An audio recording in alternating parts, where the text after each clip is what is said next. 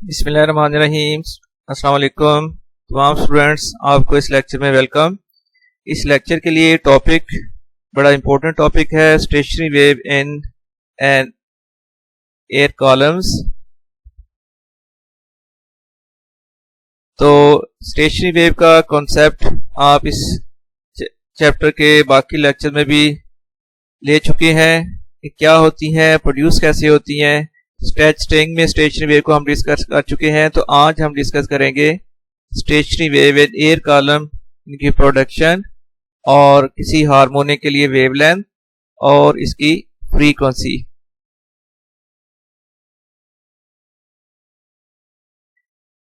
तो stationary wave can be set up in air column, जिस तरह के स्ट्रिंग में प्रोड्यूस की जा सकती हैं, इसी तरह एयर कॉलम में भी स्टेशनरी वेव को प्रोड्यूस किया जा सकता है। Consider an organ pipe in which stationary waves have been set up. The relationship between incident wave and the reflected wave depends on whether the reflected end of the pipe is open or closed. एक organ pipe जो कि musical instrument है, उसमें से अगर sound wave produce की जाती है तो ये डिपेंड करेगा रिफ्लेक्शन, जो साउंड वेव की रिफ्लेक्शन होनी है, क्या वो ओपन एंड से रिफ्लेक्शन हो रही है या वो ऐसे एंड से रिफ्लेक्शन हो रही है जो कि क्लोज्ड एंड है। तो ये क्लोज्ड एंड और ओपन एंड, ये वेव की रिफ्लेक्शन में या स्टेशनरी वेव की नोड और एंटी नोड में क्या इनका रोल होगा। If the reflecting end is open, जैसे इस फिगर में आपको नजर आ रहा है, एक पाइप जो है वो ओपन है बोथ एंड से। Air molecules have complete freedom of motion and this end behaves at anti node. तो यहाँ पर जो मीडियम के यानी एयर के पार्टिकल्स होंगे वो अप डाउन एक्सट्रीम पोजीशन तक वाइब्रेट कर सकते हैं, इसलिए किसी पाइप के लिए ओपन एंड को एज एंटी नोड कंसीडर किया जाएगा। और इसी तरह अगर क्लोज्ड एंड है तो वो सॉलिड एंड होने की वजह से वहां के उसके जो पार्टिकल्स हैं वो अप डाउन मूव नहीं कर सकेंगे, तो क्लोज एंड को फिर हम कंसीडर करेंगे as node. If the reflecting end is close then it behaves as node because movement of molecules is restricted. तो ये दो केस हैं जिसमें जो हम यहाँ पर डिस्कस करेंगे, when pipe is open at both ends, और सेकंड केस होगा when pipe is close at one end. First case है when pipe is open at both ends.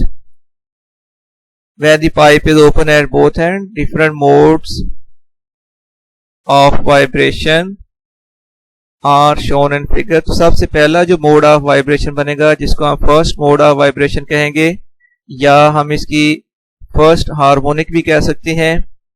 तो सबसे पहली जो स्टेशनरी वेव बनने की पॉसिबिलिटी है वो ये है कि आप जानते हो ओपन एंड पर तो एंटी नोड ही बनना है, और दरमियान में अगर ये नोड है, साइड पर एंटी नोड, तो नोड और एंटी नोड के दरमियान डिस्टेंस लैम्डा बाई 4, और फिर ये नोड और ये एंटी नोड के दरमियान डिस्टेंस लैम्डा बाई 4। आप दूसरे वर्ड में ये कह लें कि ये एक वेव के दो क्वार्टर पार्ट्स हैं और दोनों मिलकर बन जाएगी एक half wavelength. Now if L be the length of the pipe, then इस केस में ये जो total length of the pipe है वो इक्वल टू है लैम्डा ओवर 2 यानी हाफ वेवलेंथ। यहां से लैम्डा 1 की वैल्यू आ जाएगी 2L। और अब हम फाइंड कर लेते हैं फ्रीक्वेंसी। आप जानते हो एफ लैम्डा इक्वल होता है V, वेव की फंडामेंटल इक्वेशन है। F1 लैम्डा 1 इक्वल आ जाएगा V के। अब इसमें लैम्डा 1 की वैल्यू पुट करें, F1 into 2L equal to V, और यहां से फिर F1 की वैल्यू आ गई V ओवर 2L। तो ये मैंने सारा कंसेप्ट दिया हुआ है, बहुत अच्छा कंसेप्ट है, क्योंकि बाद में एंड में हमने जनरल फार्मूले बनाने हैं। तो लैम्डा 1 की वैल्यू 2L आई थी, इसको हम 2L ओवर 1 लिख सकते हैं, और फ्रीक्वेंसी की वैल्यू F1 है V ओवर 2L। इसको हम लिख सकते हैं 1v/2l। फर्स्ट केस में लैम्डा 1 की वैल्यू आ गई 2l/1, f1 की वैल्यू आ गई 1v/2l। Similarly second mode of vibration इस तरह पॉसिबल होगा कि आप ये ज़हन में रखें कि एंड्स पर तो एंटी नोड बनेंगे और दरमियान में अगर 2 नोड्स बनते हैं तो ये देखें total length of the pipe ये फिर कितने वेवलेंथ की इक्वल आएगी। देखिए नोड और नोड के दरमियान डिस्टेंस हाफ वेवलेंथ, तो ये हाफ वेवलेंथ है डिस्टेंस, और ये क्वार्टर पार्ट और ये क्वार्टर पार्ट ये दोनों मिलकर भी हाफ हो गया। तो टोटल जो लेंथ बनेगी वो एक वेवलेंथ की इक्वल आ जाएगी, 1 वेव की इक्वल।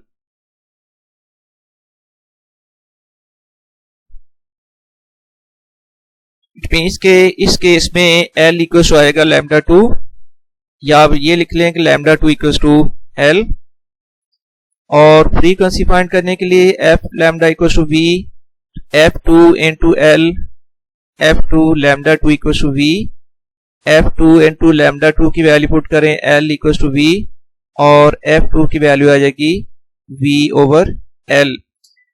तो इसी को दूसरा कॉन्सेप्ट देखें जो मैं देना चाह रहा हूं। लैम्डा 2 की वैल्यू आई थी L, इसको आप लिख सकते हैं 2l/2।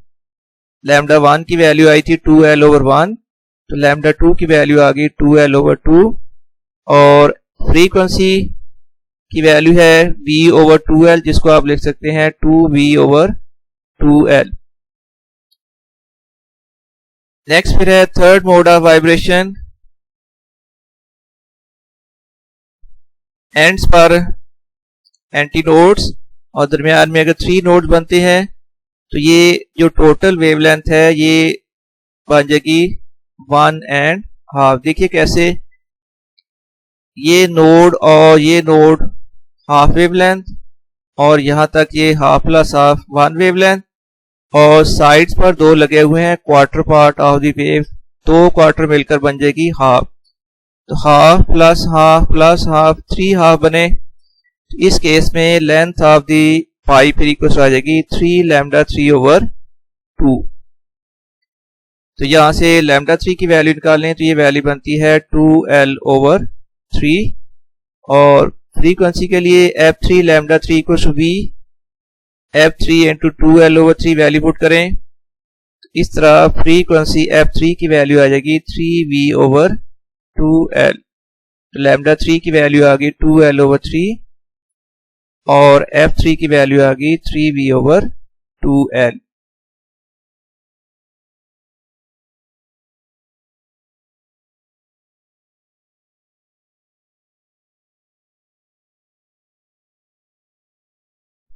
अब हमने इन्हीं की जनरल इक्वेशन लिखनी है फ्रॉम इक्वेशन 1, 2 एंड 3। देखिए एक बार फिर, इक्वेशन 1 में लैम्डा 1 की वैल्यू थी 2l, जिसको हम कह सकते हैं 2l/1।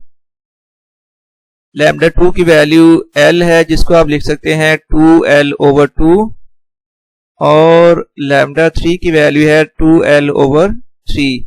इसी तरह लैम्डा 4 की वैल्यू आ जाएगी 2l/4, लैम्डा 5 की वैल्यू आ जाएगी 2l/5। तो लैम्डा n की वैल्यू बन जाएगी 2l/n, लैम्डा n की वैल्यू, और इसमें n की वैल्यू है 1, 2, 3, 4 एंड सो ऑन। इसी तरह अगर फ्रीक्वेंसी का रिलेशन देखें तो फ्रीक्वेंसी f1 की वैल्यू है 1v/2l, f2 की वैल्यू है v/l, जिसको आप लिख सकते हैं 2v/2l, f3 की वैल्यू आई थी 3v/2l, f4 की वैल्यू आ जाएगी 4v/2l, f5 की वैल्यू आ जाएगी 5v/2l, fn की वैल्यू आ जाएगी nv/2l, n की वैल्यू है 1, 2, 3, 4 एंड सो ऑन, और इसमें v/2l जो है वो इक्वल टू है f1। इस बेस पर हम ये कह सकते हैं कि fn इक्वल टू है n टाइम्स f1, यानी F1 इसमें है फंडामेंटल फ्रीक्वेंसी और n जो है वो इंटीजर है, तो आप ये कह सकते हैं कि इसमें हार्मोनिक्स की जो फ्रीक्वेंसी है वो इंटीग्रल मल्टीपल है फंडामेंटल फ्रीक्वेंसी का। ये फर्स्ट केस अभी हमने कंप्लीट किया है, when pipe is open at both ends. अब हमें इस लेक्चर के दूसरे हिस्से में डिस्कस करेंगे when pipe is close at one and. इस केस में देखिए फर्स्ट मोड ऑफ वाइब्रेशन,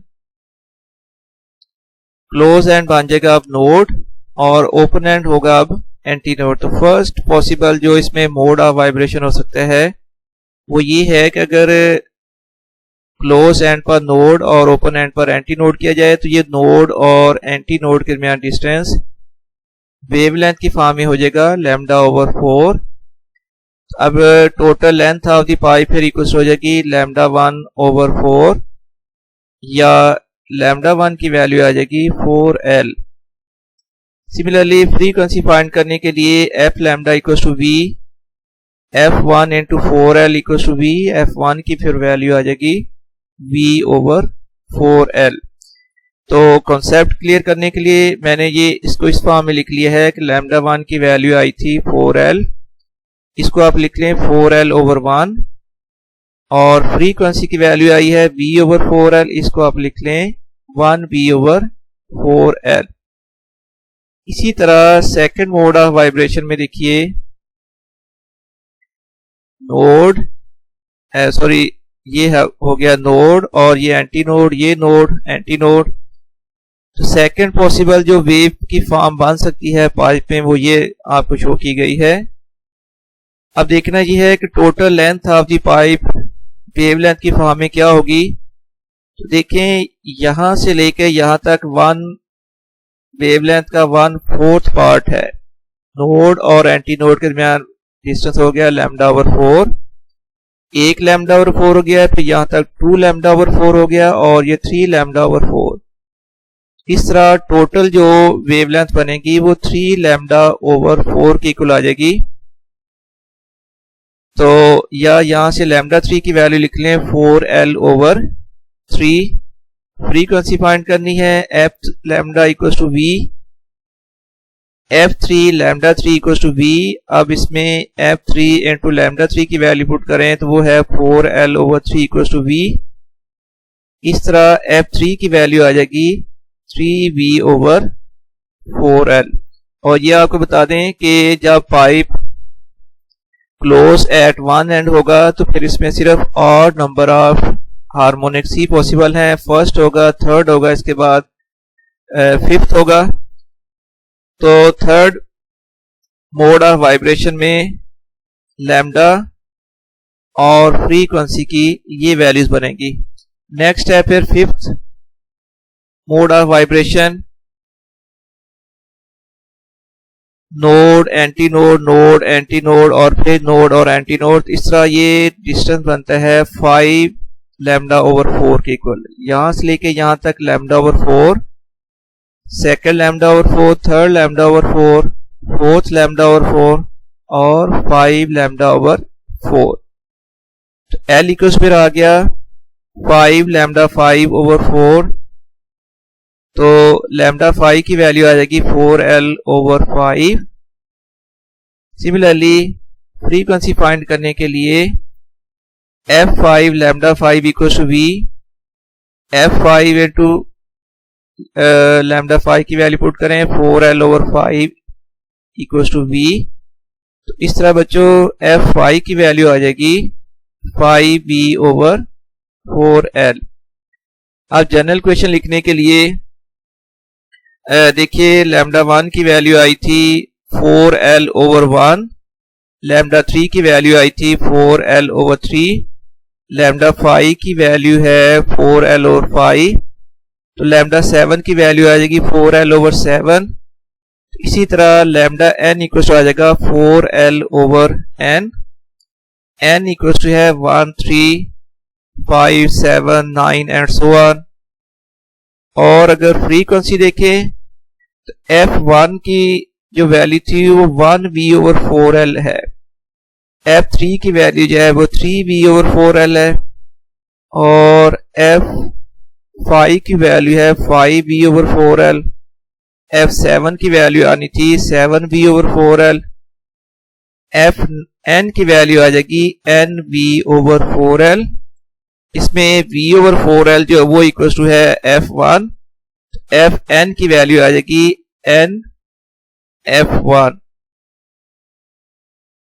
और इसमें n की वैल्यू है 1 3 5 7 9 and so on in a pipe closed at one end only odd harmonics are generated।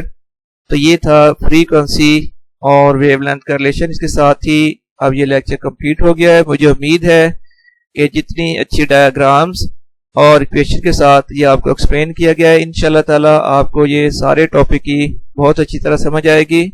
के साथ ही मैं आपसे इजाज़त चाहूँगा। अल्लाह हाफिज़।